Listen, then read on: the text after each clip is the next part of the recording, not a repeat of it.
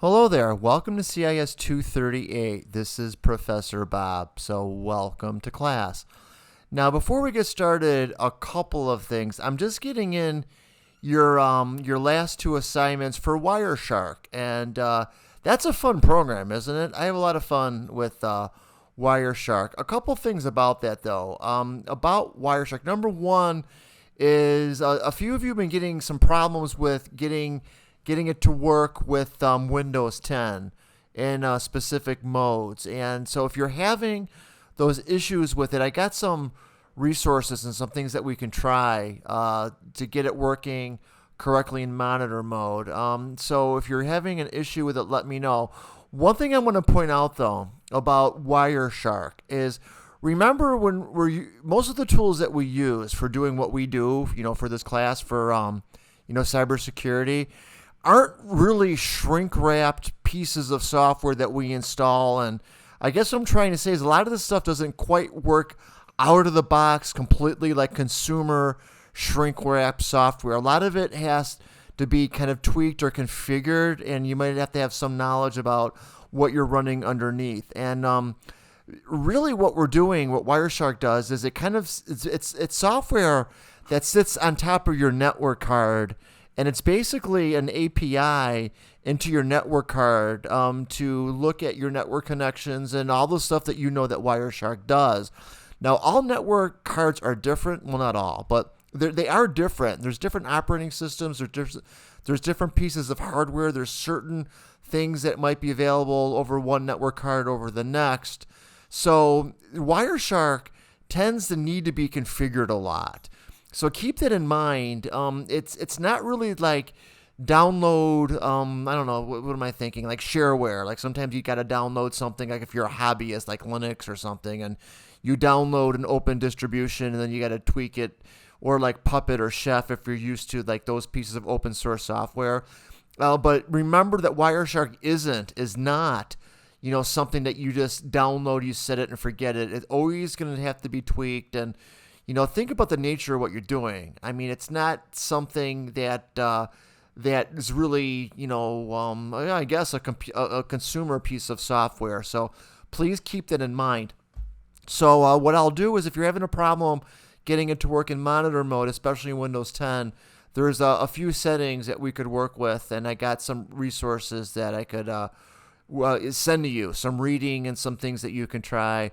If not, there's other things that we can do too. I can get you a virtual machine. You could try it that way, or if not, we can always do a Zoom call, and then you could remote desktop into my computer, and we could do it that way. There's options. So if you're having a hard time getting it working, don't panic, don't freak out. We'll get it to work, right? Remember, one of our mottos is we want it good and we want it right, but sometimes that means we don't get it quick.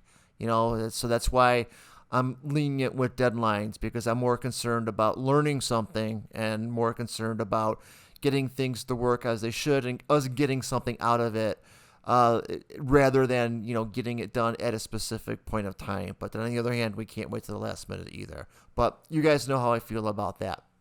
So anyway, this week, what are we going to do?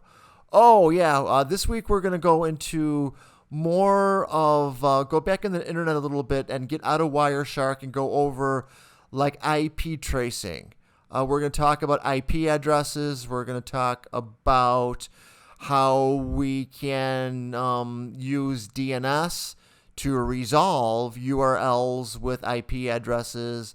We're going to do some stuff with utilities, back to ping a little bit, some trace routing, some IP config. What else we're going to do? And some fun kind of side trips, tangents we're going to do on looking at IP addresses and where they came from. I got a couple of reading links for you that are kind of cool about looking up IP addresses. And some of them are a little bit misplaced, like, get the name and the address and phone number and the apartment of this IP address. And you're going to find out that some of this stuff isn't that cut and dry, but you can narrow it down, though. I had a conversation with someone just recently about that, about, if you're, you can, for example, if you're on your laptop computer and you're working remotely, someone could probably trace route your IP, maybe not to the McDonald's you're sitting in at the time, but they could probably trace it to, the router in the general area or city. So if you're, supposed to be in Chicago or Seattle or Denver, and if you're in a McDonald's in Key West, you probably at least would be able to get that far and determine exactly, with IP tracing, how to do that. So this week's going to be IP tracing. It's going to be more, again, on utilities, some DNS stuff, kind of a potpourri, fairly easy, I wouldn't say an easy week, but a fairly simple week. A little bit of a departure. And I did post your next assignment. Just a few quick questions about IP tracing, resolving IP addresses with URLs, trace routing, some things with IP config, and also looking at response times and things like that. So by the end of this week, or this lesson and this reading, you'll have a fairly decent understanding and know the basic tool set. And get the what's the word I'm looking for? Kind of get the basics in IP addressing and following IP and looking at IP networks and IP addresses across the web and seeing where they're at and how to get there, what routers are taken to get there, and things of that nature. So anyway, if you do your reading, do your assignment, please catch up. If you haven't got your midterm done, it's about time to get it done. I think I put on there that I can wait till 11/1. I could probably wait a little bit longer than that, but I need to get those in, or at least report from my point. I need the report to the school if you're still here and you still got a pulse. And the way that we do that is by you turning in your midterm. So please do that. And also, pretty please remember to do your attendance sheet. That's how I know that you're here. A lot of you are quieter than others. You don't reach out as much as others, and that's fine. You're a lot like me. I'd like to be under the radar and, not really communicate that much. That doesn't mean I'm not participating. It just means me personally. If I'm in class, sometimes you barely even know I'm there. So if you're that person, fine, be that person. You don't got to be talkative. You don't got to reach out, but you do need to go to the attendance sheet and just check that box and let me know that you're at least there. Because I need to get back to the school and let them know who's still here and who isn't.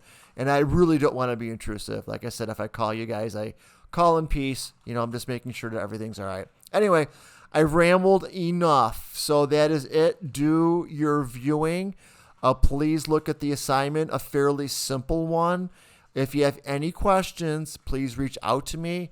You guys know how to do that by now. So be safe, everybody. I hope everyone's enjoying the nice chilly weather, and hopefully you got some plans for Halloween coming up.